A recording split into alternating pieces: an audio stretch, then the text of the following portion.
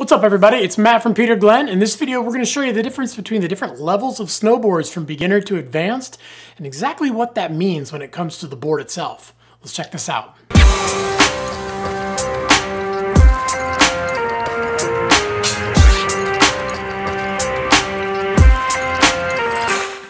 Alright, so when it comes to the different skill levels of snowboards, I like to use three words: beginner, intermediate, and advanced. Obviously that's nice and easy, but there are some boards that can span a couple of those. You can have a beginner / intermediate board, intermediate / advanced, and there's even some boards that can actually span from beginner all the way to advanced. It really depends on the shape of the board and what they actually put into the board, and even some of those additives that actually tells the board who it's meant for and who it's going to benefit. All right, starting off with beginner boards, we're gonna go with this Burton Learn to Ride Kids board. So this is basically the standard Burton chopper, and it has a lot of features that you're gonna see in most beginner snowboards, and not just for kids, this is all the way up into the adult boards as well. So beginner is basically somebody who is obviously just learning how to snowboard, maybe never been on a snowboard, but also into those riders who've maybe been riding, starting to figure things out, you're starting to feel comfortable, you can get from the top of the hill to the bottom of the hill without falling, and you're even starting to link some turns up. And when I'm talking about that, I'm not talking about on your edge and carving turns. We're talking about kind of those sliding turns where you're just kind of turning the board at a 45-degree angle and you're sliding across the hill, but you are starting to go back and forth, toe to heel. And again, you're really just starting to feel comfortable on the snowboard. So overall, beginner snowboards tend to be much softer flexing, and not just along the length of the board, but also torsionally as well. Basically, we want a board that's nice and easy and predictable, something where as you're going from edge to edge and you're starting to twist that board, it's not going to jump on edge. You want something that's nice and easy and smooth. And on the inside, the core is going to be made out of a little bit more basic materials, a little bit more basic woods. They're not going to be throwing in a lot of different hardwoods and very specific things in there. It's going to be, again, a standard basic core. And usually the fiberglass is going to be a biaxial fiberglass, something that is very, again, smooth, easy, and predictable. That's what it's all about when it comes to these beginner boards. Is we want that board that's nice and easy to ride, and it's not going to throw you for a loop when you're just trying to learn how to snowboard. Also, on some of the boards like this board, you're actually going to see things like bevels, where you can actually see that this snowboard side to side, it's actually not touching the board. As you go towards the edge, it actually has a little bit of a bevel. And companies can do that with the shape of the board, but they can also do it with the edge too. Sometimes they'll actually just take that edge and they'll tune it with a little bit of a bevel. So when you, again, set it down on the snow, it's not going to want to be really catchy. Not something that's on all beginner boards, but definitely a key feature that can actually make a board very easy to learn on. All right, and then getting into more of your intermediate style boards, this Burton Name Dropper, definitely kind of that intermediate and maybe even getting a little bit into advanced with the park board side of things. But for an intermediate board, it's got that nice, easy, soft feel, and this is gonna have a little bit more zip than those beginner boards. Intermediate boards do tend to have a slightly stiffer flex. We're getting into some of those medium soft and medium flex boards. Basically, these riders are gonna want something that can actually push them to actually get better at snowboarding. You want something that's gonna be pushing you in and out of your turns when you're flexing it torsionally. Not too stiff, but again, just enough to give you that little extra. Also, these riders are gonna start riding park. They're gonna start jumping. They're gonna be riding a little bit faster. They're gonna want something with a little bit more spring and pop, and they're gonna want that little bit stiffer flex tube, so when they are carving a little bit harder, they need a board that can push back a little bit more too, so it's gonna hold a better edge. So again, overall, the flex, we're gonna be bumping that up a little bit in some of these intermediate boards. And then when we get inside the board, they're gonna start adding some things to the core. It's not just gonna be one singular wood. They're gonna start adding maybe some harder woods towards the outside to help stiffen it up, lively the board up a little bit. Also with the fiberglass, most of them are going to be that biaxial, but we might be getting into some mixed glassing too, where we're doing a biaxial and a triaxial fiberglass, something that has, again, a little bit more spring, a little bit more pop. It's all about being able to ride faster and, again, help you progress.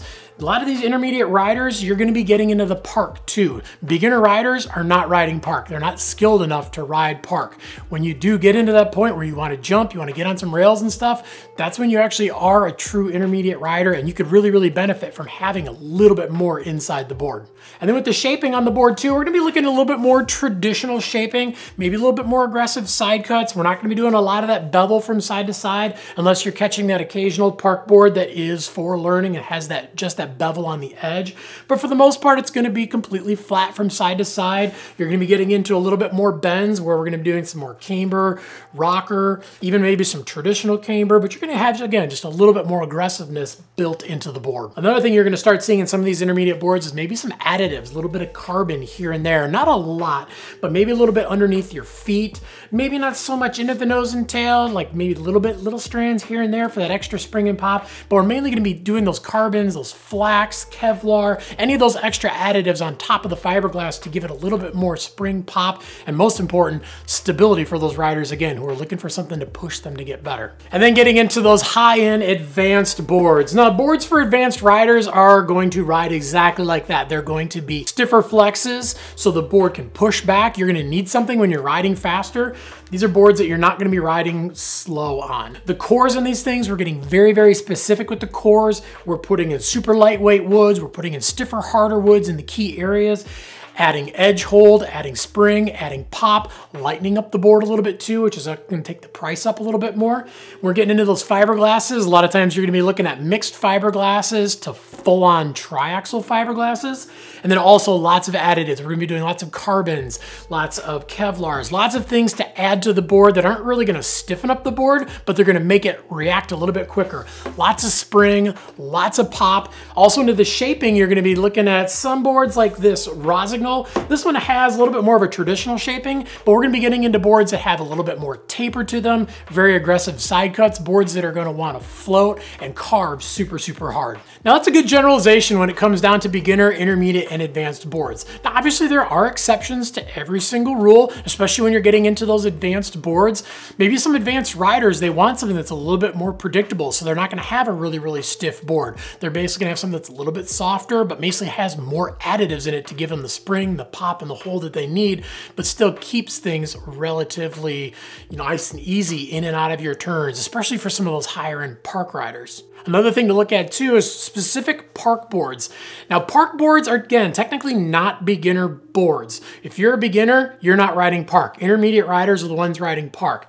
However, because park boards have those little bit easier, softer feels in general, even into those intermediate and some of the advanced boards, they're actually not horrible for beginner riders. But definitely find something that's a little bit more geared towards your riding style. When you're first learning how to snowboard, you might not want a park board. You probably want something a little bit more all mountain, something that's gonna ride one way just a little bit better than the other way, just because you're gonna wanna learn fast and you wanna develop your riding style. You might think you wanna ride park, but after you learn to ride, you might find that you enjoy outside of the park a little bit more, and now you're stuck with a park board that isn't going to do what you want it to do, and you're going to have to go buy a new all mountain board once you get into those intermediate and advanced boards. Another thing that's good to look at too is some of those boards that cross into categories. You got beginner boards and intermediate, but some boards are beginner intermediate, and you can look at those flexes too. If they have flexes that are a little bit closer to maybe a 4 or a 5, those are going to be a little bit more aggressive.